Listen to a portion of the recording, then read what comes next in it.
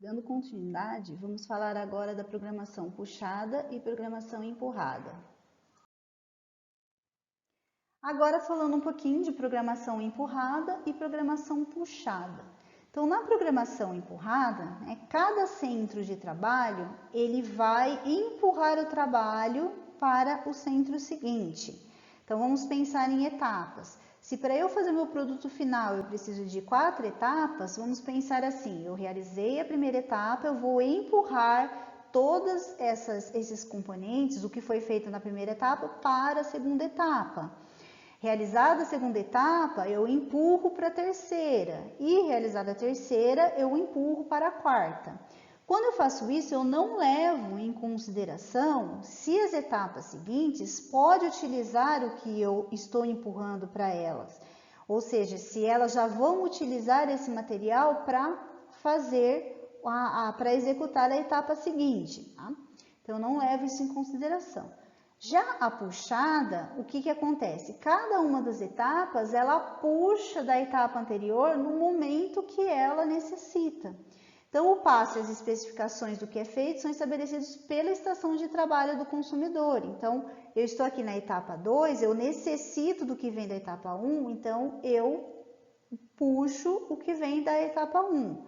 Da etapa 3, eu necessito do que vem da etapa 2, então no momento que eu necessitar, eu puxo da etapa 2. Aí assim por diante. Então aqui, tem um exemplo gráfico, da programação, um exemplo através de uma figura, da programação empurrada e da programação puxada. Então notem aqui, nesse primeiro caso, é a programação empurrada, Então eu faço o que eu tenho que fazer nesse centro de trabalho e já mando para o centro de trabalho seguinte, que manda para o outro, que manda para o outro. Então olha o que está acontecendo aqui, eu estou gerando uma quantidade de estoque. Já, no caso da programação puxada, eu faço aqui, eu vou fazer esse componente à medida que esse centro de trabalho necessitar desse componente. Então, verifique, que eu não tenho estoque nesse caso aqui. E se a gente comparar as duas, A programação puxada, ela evita desperdícios e diminui custo com estoque. Então, vocês vão ver que eu não tenho estoque ou eu tenho um estoque mínimo. E ela trabalha de acordo com a demanda dos clientes. Já a programação empurrada, eu possuo custos de estoque. Só que, contudo, ela evita demora na entrega dos produtos. Então, eu consigo aprontar os produtos mais rapidamente.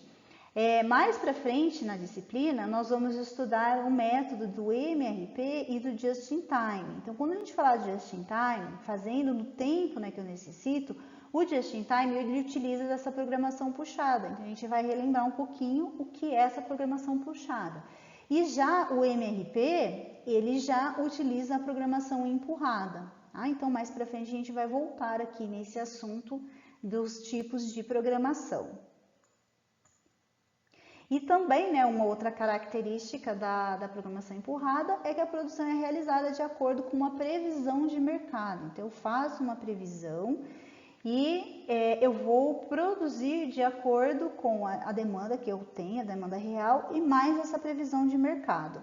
Nesse caso aqui da programação puxada, não. Eu vou produzir de acordo com a demanda já real que eu tenho. E aí falar um pouquinho de tambor, pulmão e corda.